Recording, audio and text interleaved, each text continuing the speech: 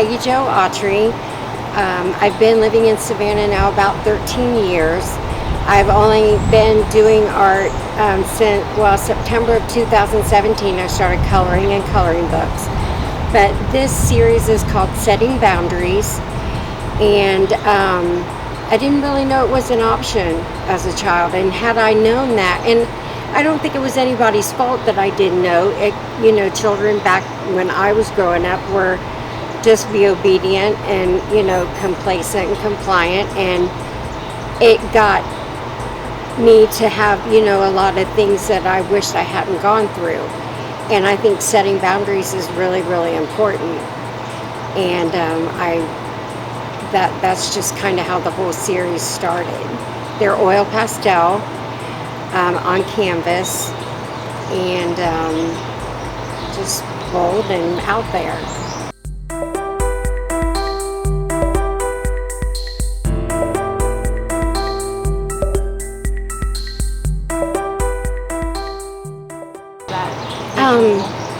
I really like the one I did that's more in the blue tones. It's called Not Again, and it was really emotional for me doing it. It's still emotional for me looking at it, because there were so many things that were happening to me just over and over and over again, and I remember feeling that so hard, just not again, not again. And it's still just very emotional for me. That's one that really gets me. And then the one that I titled Triumph or Tragedy. It really depends on how you look at that piece, what you see.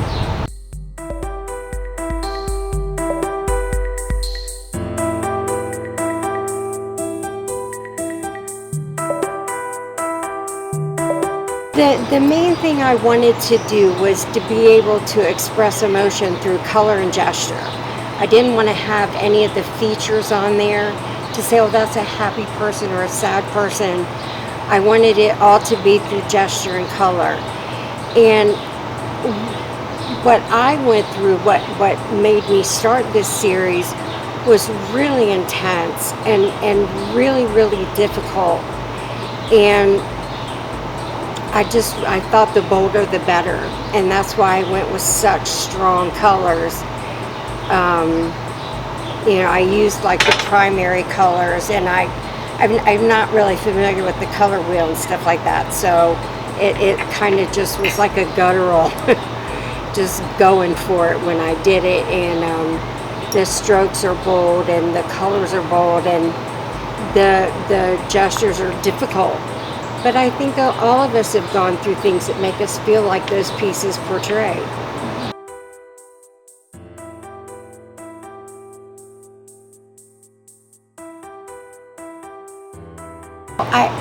My mentor, I was so lucky. A friend of mine, we've been friends for about 25 years now. She studied, she was good friends with Lichtenstein. She studied under Hoyt Sherman, the same professor as Lichtenstein. She's got her master's degree in fine art. She's, you know, taught many places. And so she kept me from looking at a lot of people's art, because everything that I was doing was raw.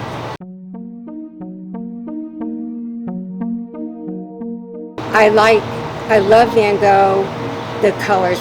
One of my favorite coloring books was a Van Gogh coloring book. And he's probably the ones that I saw more pieces of than anybody, just from doing the coloring book. And I love pointillism. And Picasso, I've had a lot of people reference him when they look at my work, especially the blue, Not Again. Yeah, they said he went through a blue period. So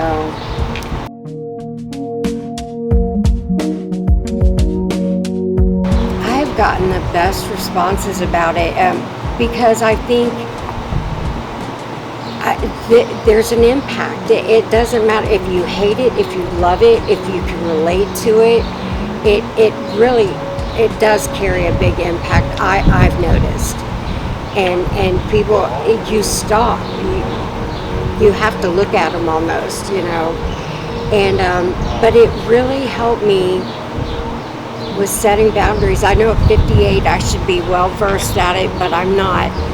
And I noticed that I am much better at setting boundaries now because it's so in my head. It's so in my mind. I'm not done with the series yet. I thought I was, or I thought I should be, or whatever, but I don't think it's done yet. So, you know, I think it's still going on. I've kind of gotten into couples and two people, and that's kind of where it's going right now.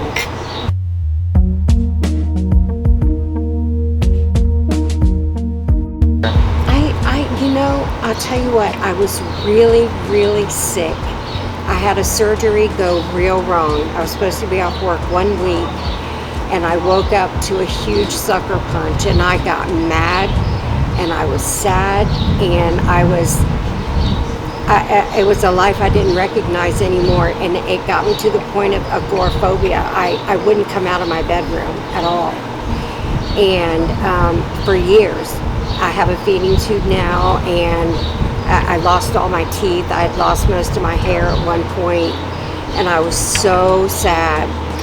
And I knew my mom had that coloring book and crayons, and it almost immediately started changing me to where I needed more room to color.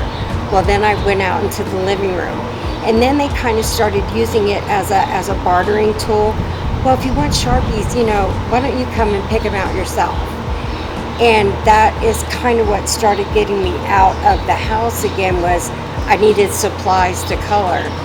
And my friend, you know, pushing me, you know, saying, you have a real knack for color. And I say, go for it. Whatever can change you. I'm still sick. I'm still as sick as I ever was. I still have a feeding tube. I'll have it for life.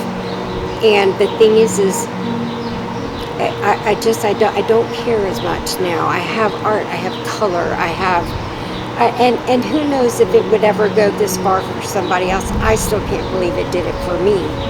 But I say go for it. Color until you that's all you see is color, and you don't see that pain and sadness anymore. That's how I feel. Thank you for watching this episode of Sulfur Artist Talks.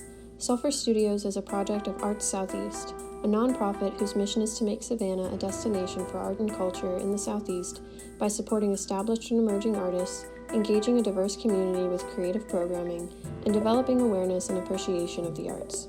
This content is made possible by viewers like you. If you'd like to support our mission, please visit us at www.sulfurstudios.org to learn more. You can also reach out to us via email at info@sulfurstudios.org.